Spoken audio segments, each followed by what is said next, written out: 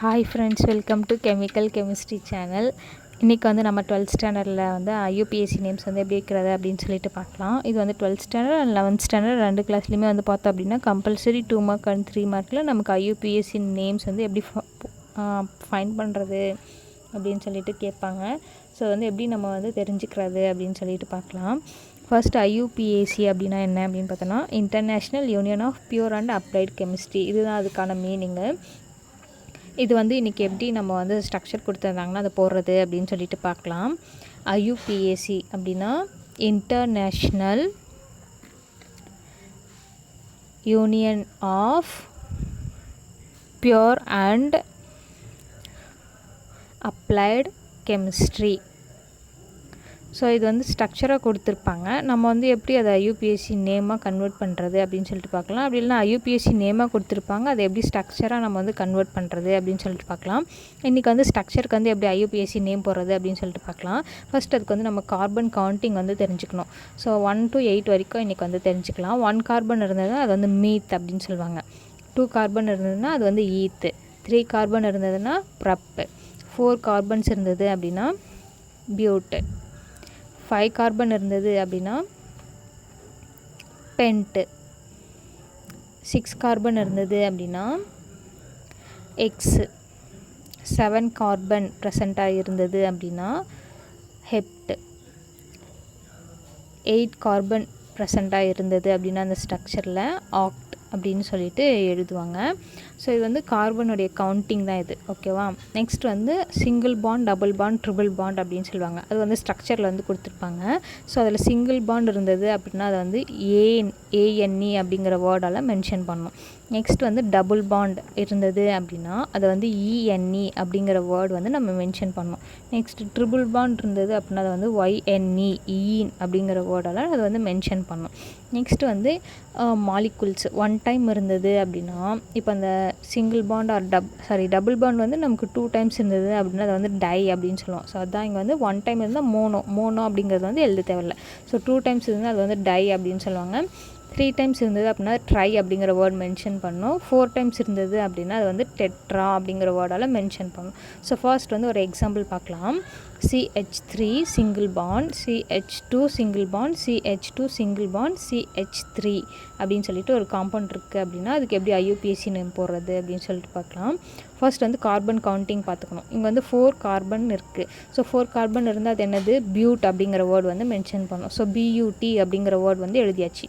Next வந்து என்ன பண்ணணும், சிங்கிள் பாண்டு இருக்கா இல்லை டபுள் பாண்ட் இருக்கா பார்க்கணும். இங்கே கொடுத்துருக்கிறதுல நமக்கு சிங்கிள் பாண்ட் இருக்குது. ஸோ சிங்கிள் பாண்ட் இருந்தால் ஏஎன்இ அப்படின்னு எழுதணும். ஸோ சிங்கிள் பாண்ட் இருந்தால் மோனோ அப்படிங்கிற வேர்டு வந்து மென்ஷன் பண்ணலாம். ஸோ அப்போ அதோட நேம் பியூட்டேன். நெக்ஸ்ட் வந்து பார்த்தோம் அப்படின்னா CH3 double bond, CH2 single bond, CH2 single double bond, CH2 single bond, CH3.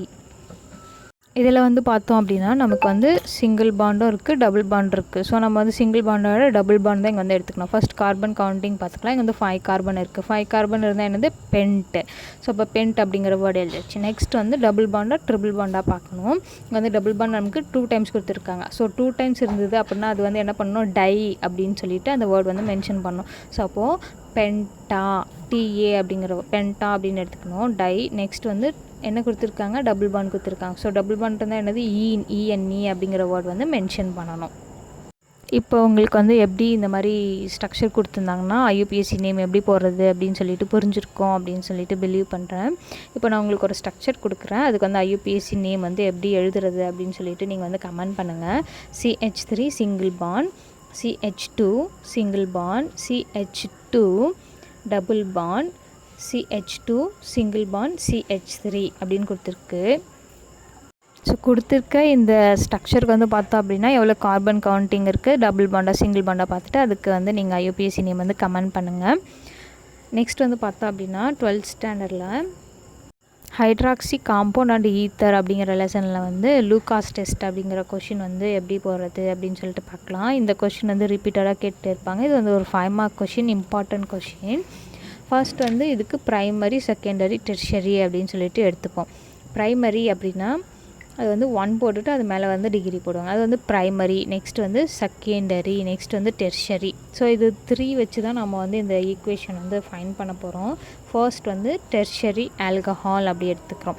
Alcohol அப்படின்னா OH அப்படிங்கிறது வந்து அதில் ப்ரெசென்ட் ஆகிருக்கும். ஸோ OH இருந்ததுன்னா அதை வந்து ஆல்கஹால், கொடுத்துருக்க ஸ்ட்ரக்சரில் OH அப்படிங்கிறது வந்து அதை வந்து ஆல்கஹால் அப்படின்னு சொல்லுவாங்க. ஆல்கஹால் அப்படிங்கிறது வந்து ஃபங்க்ஷனல் குரூப். அதே மாதிரி ஆசிட் COOH அதுவும் வந்து ஃபங்க்ஷனல் குரூப். இங்கே வந்து ஃபஸ்ட்டு டெர்ஷரி ஆல்கஹால் என்ன எடுத்துக்கிறோம் அப்படின்னா CH3, அப்புறம் செகண்ட் கார்பனில் வந்து பார்த்தோம் அப்படின்னா 2 molecules ஆஃப் மெத்தில், நெக்ஸ்ட்டு ஒரு OH குரூப் எடுத்திருக்கோம். அதோட என்ன ஆட் பண்ணுறோம் அப்படின்னு பார்த்தோம்னா HCl ஹைட்ரோக்ளோரிக் ஆசிட் வந்து ஆட் பண்ணுறோம். ப்ரெசன்ஸ் ஆஃபில் என்ன ஆட் பண்ணுறோம் அப்படின்னா ஆன்ஹைட்ரஸ் ஜிங்க் குளோரைடு ஆட் பண்ணியிருக்கோம்.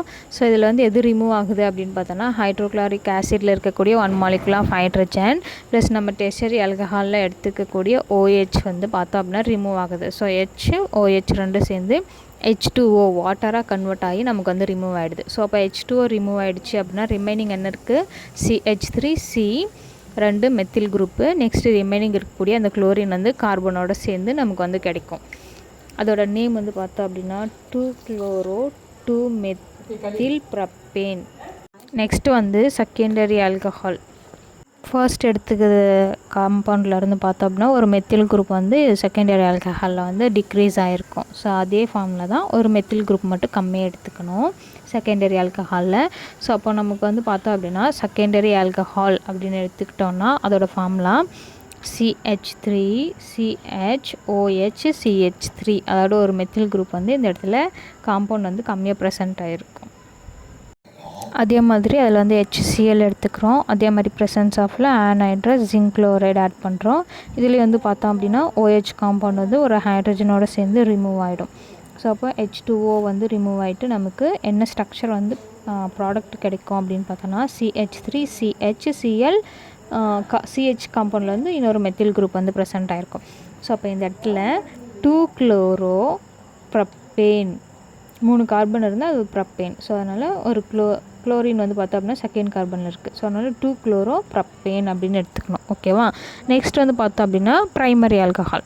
ப்ரைமரி ஆல்கஹால் அப்படின்னு எடுத்துக்கிட்டோம்னா மேலே எடுத்துக்கிட்டதுலேருந்து ஒரு CH3 காம்பவுண்ட் வந்து கம்மியாக இருக்கும், ஒரு ஹைட்ரஜன் வந்து இன்க்ரீஸ் ஆகிருக்கும். ஸோ அப்போ CH3CH2OH அப்படிங்கிறது வந்து பார்த்தோம் அப்படின்னா ப்ரைமரி ஆல்கஹால். சேம் அதே மாதிரி அதில் HCl ஹைட்ரோக்ளோரிக் ஆசிட் ஆட் பண்ணுறோம். ப்ரெசன்ஸ் ஆஃபில் ஆன்ஹைட்ரஸ் ஜிங்க் குளோரைடு வந்து ஆட் பண்ணுறோம்.